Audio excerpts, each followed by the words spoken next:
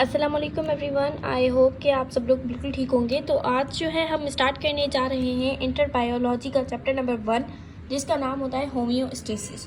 ठीक है, तो इस चैप्टर को हम स्टार्ट करते हैं। तो इस चैप्टर में बेसिकली हम 3 चीज़ों को पढ़ते हैं। एक होती है हमारे पास होम्योस्टेसिस, सेकेंड होती है हमारे पास एस्पेक्ट्स ऑफ होम्योस्टेसिस, और नंबर 3 में हम पढ़ेंगे वाटर रिलेशंस।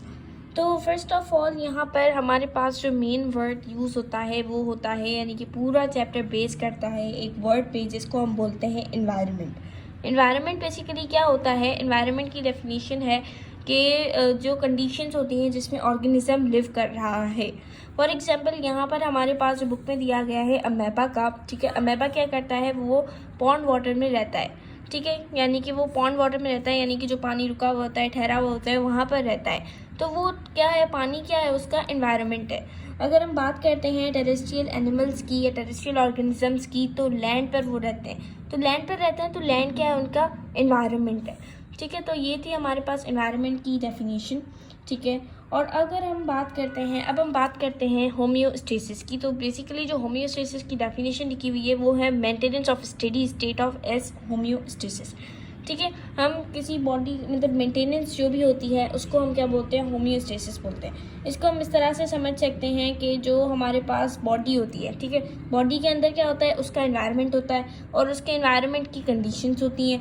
ठीक है, जैसे कि फॉर सपोज यहाँ पर कंडीशंस होती हैं लाइक टेम्परेचर हो गया, एसिडिटी हो गया, पीएच हो गया, सॉल्ट हो गया, वाटर हो गया, एक्सेट्रा एक्सेट्रा। ठीक है, तो ये क्या हो गए? उसके एनवायरनमेंट हो गए। ठीक है, उन कंडीशंस हो गई, और उन कंडीशंस को लाइक बैलेंस करना, लाइक कोई चीज़ बढ़े भी नहीं, कोई चीज़ कम भी ना हो, तो उसको हम क्या बोलते हैं? होम्योस्टेसिस बोलते हैं। ठीक है, तो यहाँ पर एस्पेक्ट्स जो होते हैं होम्योस्टेसिस के वो होते हैं 3। ठीक है, तो वो हमारे पास क्या होते हैं? यहाँ पर जो हमें बताए गए हैं वो है ऑस्मोरेगुलेशन, एक्सक्रीशन और थर्मोरेगुलेशन। ऑस्मोरेगुलेशन में हमारे पास क्या होता है? जो salt and water and ions होते हैं उनकी मेंटेनेंस को हम क्या बोलते हैं? ऑस्मोरेगुलेशन। ठीक है, ऑस्मोरेगुलेशन क्या होती है हमारे पास? यानी कि कोई सॉल्ट एंड उसकी क्या हो? बैलेंस हो, यानी कोई चीज़ मतलब सॉल्ट ज़्यादा भी ना हो, वाटर ज़्यादा भी ना हो, आयन ज़्यादा भी ना हो और वो कम भी ना हो, तो उसको हम क्या बोलते हैं? ऑस्मोरेगुलेशन, यानी कि maintenance of salt, water and ions. अगर हम बात करते हैं एक्सक्रीशन की, ठीक है, यहाँ पर हमारे पास लिखा हुआ है regulation of osmotic pressure of the cell can be determined by the relative concentration of solutes and water. ठीक है, तो ये क्या है? ये ऑस्मोरेगुलेशन का बताया क्या है। दूसरी पॉइंट हम बात करते हैं एक्सक्रीशन की। तो एक्सक्रीशन में हमारे पास क्या होता है? एक्सक्रीशन में फॉर सपोज हमारी बॉडी जो होती है वो कोई चीज़ सिंथेसाइज करती है, ठीक है, यानी कोई चीज़ बनाती है, तो वो चीज़ बनाने के साथ कोई लाइक यूज़फुल चीज़ बनाएगी और उसके साथ ही वह क्या बनाएगी? वेस्ट बनाएगी। ठीक है, तो जो वेस्ट होते हैं वो बॉडी से रिमूव हो जाते हैं, यानी कि जो मेटाबॉलिक वेस्ट होते हैं वो बॉडी से रिमूव हो जाते हैं। ठीक है, तो उसको हम क्या बोलते हैं? एक्सक्रीशन बोलते हैं। उसकी दूसरी डेफिनेशन ये भी होती है कि क्या होगा कि अगर फॉर सपोज कोई बॉडी है, ठीक है, उसने कुछ सब्सटेंसेस ज़्यादा बना दिए हैं तो उनका जो एनवायरनमेंट है, उनकी जो कंडीशंस हैं वो डिफरेंट हो जाएंगी, लेकिन वो कंफर्टेबल नहीं होंगी। तो वो क्या हो जाएगा? वो जो एक्सेसिव अमाउंट होगा किसी भी चीज़ का वो क्या हो जाएगा? एक्सक्रीट हो जाएगा, यानी कि बॉडी से रिलीज हो जाएगा in order to maintain the osmoregulation. ठीक है, यहाँ पर मेरे पास एक्सक्रीशन की डेफिनेशन लिखी हुई है removal of excessive substances unwanted और टॉक्सिक मेटाबॉलिक्स बाय प्रोडक्ट्स। ठीक है, जैसे कि मैंने आपको बताया है बाय प्रोडक्ट क्या होती है, यानी कि कोई चीज़ हमारी बॉडी बना रही है लेकिन उसके साथ ही कोई दूसरी चीज़ भी बना दे, यानी कि वो जो हमने बनाई है वो तो हमारी नेसेसरी चीज़ है, लेकिन जो एक्स्ट्रा चीज़ बनाएगा उसको हम क्या बोलते हैं? बाय प्रोडक्ट्स बोलते हैं। अब हम बात करते हैं थर्मोरेगुलेशन की। तो थर्मोरेगुलेशन में हमारे पास क्या होता है? जो टेम्परेचर होता है हमारी बॉडी का उसको मेंटेन करना। फॉर सपोज हमारे पास जो फर्स्ट ईयर बायोलॉजी में हमारे पास एंजाइम्स का चैप्टर था, तो एंजाइम्स पे एक पॉइंट लिखी हुई थी, तो एंजाइम्स आर थर्मोरेगुलेटर, मतलब एंजाइम्स जो होते हैं वो टेम्परेचर सेंसिटिव होते हैं, थर्मोलिबाइल होते हैं। तो वो क्या होते हैं? यानी कि वो एक कांस्टेंट टेम्परेचर पर, एक कंफर्टेबल टेम्परेचर पर काम कर सकते हैं। नॉर्मली ह्यूमन बॉडी का टेम्परेचर क्या होता है? 37 होता है। उससे ऊपर होगा तो भी हमें अनकंफर्टेबल होंगे और उसके कम होगा तो भी हम अनकंफर्टेबल होंगे। तो यानी कि एक टॉलरेटेबल लिमिट में टेम्परेचर को मेंटेन करने को हम क्या बोलते हैं? थर्मोरेगुलेशन बोलते हैं। ठीक है, अलॉन्ग विथ इट अगर हम बात करते हैं कि इन सब चीज़ों में हमारे पास क्या होता है? ये तीनों चीज़ें क्यों होती हैं? ताकि हम होम्योस्टेसिस को अटेन कर सकें।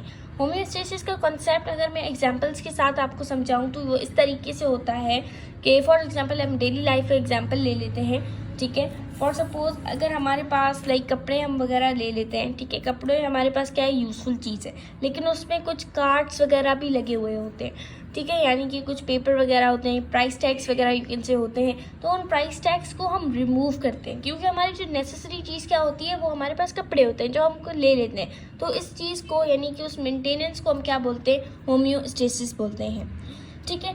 अब हम क्या बोलते हैं, लाइक अगर फॉर सपोज आप लाइक किसी कमरे में, ठीक है, और कमरे में हमारे पास क्या होता है कि बहुत ज़्यादा गर्मी है, बहुत ज़्यादा गर्मी है, तो इस गर्मी को मेंटेन करना यानी कि उसके नॉर्मल टेम्परेचर पर लाना, इसको भी हम क्या बोलते हैं, होम्योस्टेसिस। यानी कि उनके लाइक उनका पूरा का पूरा जो भी बॉडी का एनवायरनमेंट है, उनकी कंडीशंस है, उन पूरे के पूरे को मेंटेनेंस में रखना is usually called as homeostasis. तो ये तो हमारा था लाइक ये हमारी फर्स्ट वीडियो है चैप्टर 1 पे। तो बेसिकली इसमें हम सिर्फ इंट्रोडक्शन ही डिस्कस करेंगे, यानी कि 1.1 ही टॉपिक डिस्कस करेंगे, ठीक है। तो लाइक अगर हमारे पास होम्योस्टेसिस में बॉडी को लाइक मेंटेन करना है, तो बॉडी को पता कैसे चलेगा कि हमें इस टाइम पर कम करना है, इस टाइम पर ज़्यादा करना है, क्या चीज़ कम हो रही है, क्या चीज़ नहीं हो रही। तो वो हमारे पास एक सिस्टम होता है जिसको हम बोलते हैं चेक एंड बैलेंस सिस्टम। उसको हम नाम बोलते हैं फीडबैक सिस्टम। फीडबैक सिस्टम को हम और क्या बोलते हैं, चेक एंड बैलेंस सिस्टम हम उसको बोलते हैं।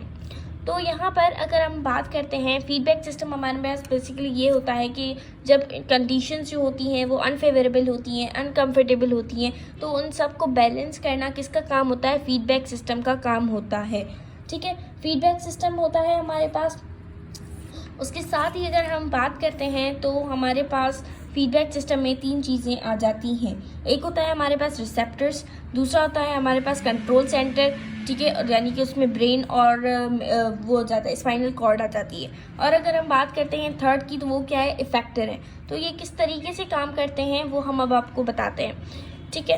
तो फर्स्ट ऑफ ऑल हम बात करते हैं रिसेप्टर्स की। रिसेप्टर्स बेसिकली हमारे पास क्या होते हैं, एनवायरनमेंट में लाइक जो भी चेंजेस वगैरह होती हैं उनको डिटेक्ट करने के जो भी सेल्स होते हैं उसको हम क्या बोलते हैं, रिसेप्टर्स बोलते हैं, ठीक है। रिसेप्टर्स जो होते हैं वो क्या बनाते हैं, लाइक एक नर्वस सिस्टम को मैसेज पहुंचाते हैं कि यार ये वाली चीज़ जो होती है वो चेंज हो रही है, तो इसको हम बैलेंस करना है। तो वो जो सेंट्रल नर्वस सिस्टम होता है या कंट्रोल सेंटर होता है, यानी कि ब्रेन होता है, वो क्या होता है, रिस्पॉन्स जनरेटर होते हैं। मतलब कि नहीं, रिस्पॉन्स को जो है वो क्या करते हैं, रिस्पॉन्स को बनाते हैं, ठीक है। और फिर वो रिस्पॉन्स को कहाँ पर भेज देते हैं, इफेक्टर में भेजते हैं। और इफेक्टर हमारे पास क्या होते हैं, रिस्पॉन्स जनरेटर होते हैं। यानी कि जो भी ब्रेन ने ऑर्डर दिया होगा उसको कंप्लीट कौन करेगा, इफेक्टर हमारे पास कंप्लीट करेगा, ठीक है। तो फॉर सपोज अगर हमारे पास है लाइक बहुत ज़्यादा गर्मी है, जैसे कि मैंने आपको एग्जांपल दे दी है, ठीक है। एग्जांपल्स में अभी मुझे होम्योस्टेसिस की एक और एग्जांपल याद आ रही है, बट मैं इसको मोर क्लैरिफाई बाद में कर देती हूँ, ठीक है। तो फर्स्ट ऑफ ऑल हम अपना टॉपिक कंप्लीट कर देते हैं। तो यहाँ पर अगर फॉर सपोज हमारे पास बहुत ज़्यादा गर्मी हो रही है, ठीक है, गर्मी हो रही है, तो हमारे पास स्वेट प्रोड्यूस होगा, ठीक है, क्योंकि हमारे पास वहाँ पर क्या होता है, एवापोरेशन होता है। और केमिस्ट्री में हमने पढ़ा है evaporation is a cooling process. तो ये क्या हो जाते हैं, लाइक हीट होती है, लाइक गर्मी होती है, तो वहाँ पर स्वेट प्रोड्यूस होता है। स्वेट जो होता है वो क्या करता है, स्वेट ग्लैंड्स प्रोड्यूस करते हैं। ये किसने प्रोड्यूस करा है, इफेक्टर ने प्रोड्यूस करा है। पहले गर्मी का किसने बताया हमें, रिसेप्टर्स ने बताया, ठीक है। रिसेप्टर्स ने जाके कंट्रोल सेंटर को बताया भाई गर्मी है बहुत, तो रिसेप्टर्स ने मतलब अब कंट्रोल सेंटर ने ब्रेन को लाइक इफेक्टर्स को मैसेज दिया कि अब तुमने स्वेट ग्लैंड्स बनाने, तो स्वेट ग्लैंड्स बनाने हैं ब्रेन के ऑर्डर पे, वो कौन बनाता है, इफेक्टर बनाते। तो इसीलिए ये हमारे पास क्या होता है, चेक एंड बैलेंस सिस्टम होता है, ठीक है। अगर किसी को होम्योस्टेसिस की अभी भी डेफिनेशन समझ में नहीं आई, तो एक और एग्जांपल मेरे पास है कि लाइक अगर आपको बहुत ज़्यादा प्यास लगती है तो हमारी बॉडी में जो है वो वाटर की कंसंट्रेशन कम हो रही होती है, तो हमें डिहाइड्रेशन होती है, तो हम क्या करते हैं, पानी को पीते हैं। तो ये सब भी हमारे पास यहाँ पर रिसेप्टर्स होते हैं। रिसेप्टर्स हमारे पास बोलते हैं यार बहुत प्यास लगी है, हमारे पास इन्वायरमेंट में बोलते हैं बहुत प्यास लगी है, तो वो जाके बोलते हैं कंट्रोल सेंटर को कि अब प्यास लगी है। तो वो क्या करते हैं, ब्रेन जो है हमारे पास इफेक्टर को मैसेज पहुंचाता है कि पानी पीना है, तो हम क्या करते हैं, पानी पीते हैं, तो इफेक्टर हमसे पानी पिलवाता है। तो ये this can be example, like इस टाइप का एग्जाम्पल भी हो सकता है। अब अगर हम बात करते हैं फीडबैक सिस्टम की, तो फीडबैक सिस्टम दो टाइप्स के होते हैं। एक होता है नेगेटिव फीडबैक सिस्टम और एक होता है पॉजिटिव फीडबैक सिस्टम। इसको हम बहुत ही सिंपल तरीके से पढ़ सकते हैं। नेगेटिव फीडबैक अगर हमारे पास पहले लिखा हुआ है तो हम नेगेटिव फीडबैक पढ़ देते हैं।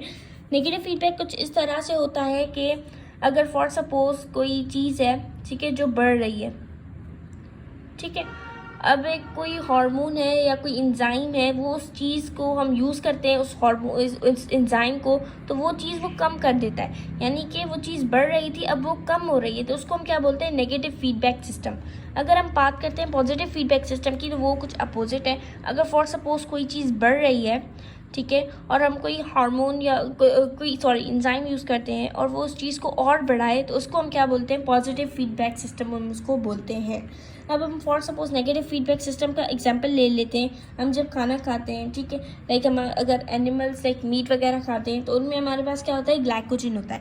ग्लाइकोजन से हमें क्या मिलता है? ब्रेक डाउन होकर ग्लूकोज मिलता है। ग्लूकोज वहाँ पर क्या होता है? वो हमारे पास ब्लड में स्टोर हो जाता है। जब ग्लूकोज की लेवल बहुत ज़्यादा बढ़ रही होती है, तो हमारे पास स्टमक में एक हार्मोन होता है जिसको हम बोलते हैं पेनक्रियास। लाइक हमारे पास स्टमक में एक स्ट्रक्चर होता है जिसको हम बोलते हैं पेनक्रियास, जो हार्मोन रिलीज करता है जिसको हम बोलते हैं इंसुलिन। तो इंसुलिन क्या करता है? जो हमारे पास ब्लड में कंसंट्रेशन ज़्यादा होती है ग्लूकोज की, उसको कन्वर्ट कर देता है किसमें? इसको जो है वो भेज देता है सेल्स में, ठीक है। तो वहाँ से ब्लड की कंसंट्रेशन, मतलब ब्लड में से ग्लूकोज की कंसंट्रेशन क्या हो रही है? वो पहले बढ़ रही थी, अब वो क्या हो रही है? कम हो रही है, इंसुलिन की वजह से, हार्मोन की वजह से। तो इसको हम बोलते हैं नेगेटिव फीडबैक सिस्टम, ठीक है। अब हम बात करते हैं पॉजिटिव फीडबैक सिस्टम की, यानी कि उसके एग्जांपल्स की। अगर हम फॉर सपोज बात करते हैं, तो हमारे पास ये एग्जांपल होती है कि हमारे पास फॉर सपोज बिल्कुल सिंपल सी एग्जांपल दे देते हैं। हमें बुक में भी एग्जांपल दी हुई है, ठीक है। In case of temperature regulation in warm blooded animals, increase in the body temperature, ठीक है, increase in the body temperature leads further increase in the temperature rather than decreasing it, although it seems harmful in many cases it is useful, in many cases it is useful। तो ये जो example है वो कुछ इस तरह से है कि अगर फॉर सपोज टेम्परेचर बढ़ रहा है और बॉडी जो है उसको कंट्रोल नहीं कर रही और उसको और बढ़ा रही है, जो कि कभी कभी हार्मफुल हो सकता है, कभी कभी यूजफुल हो सकता है। तो टेम्परेचर को वो बढ़ा रहे हैं, कम नहीं कर रहे, तो उसको हम क्या बोलते हैं? Positive feedback system. इसकी एक और एग्जांपल हमारे पास होती है, लाइक ब्लड वेसल्स जो होते हैं, जहाँ पर हमारा ब्लड फ्लो होता है, ठीक है। अगर वो ब्लड वेसल्स रप्चर हो जाती हैं, तो ब्लड क्या होने लगता है? लीक होने लग जाता है। तो ब्लड लीक होने लग जाता है, तो ब्लड में कुछ पार्टिकल्स होते हैं जिसको हम बोलते हैं प्लेटलेट्स। प्लेटलेट्स क्या करवाते हैं? प्लेटलेट्स जो ब्लड वेसल होती है, फॉर सपोज ये ब्लड वेसल है, मैं यहाँ पर बना देती हूँ, ये यहाँ पर बीच से टूट चुकी है और यहाँ से हमारे पास जो भी ब्लड है वो क्या होता है? रिलीज हो रहा है। तो जो ब्लड में कंपोनेंट्स होते हैं जिसको हम बोलते हैं प्लेटलेट्स, प्लेटलेट्स क्या हो जाते हैं? यहाँ पर आके जमा होना शुरू हो जाते हैं। यानी कि एक प्लेटलेट आया, फिर दूसरा प्लेटलेट आया, फिर तीसरा प्लेटलेट आया, तो यहाँ पर प्लेटलेट्स आते जा रहे हैं और बैठते जा रहे हैं और ब्लड जो होता है वो यहाँ से रप्चर होना बंद हो जाता है। तो इसको हम क्या बोलते हैं? Positive feedback system. बहुत से आ रहे हैं, तो ये क्या है? पॉजिटिव फीडबैक सिस्टम है। Thank you so much for watching my video. If you like, please hit the like button, share it with your friends and subscribe to my YouTube channel. I hope कि आपको ये मेरी video बहुत अच्छे से समझ में आ गई होगी। Thank you so much. अल्लाह हाफिज़।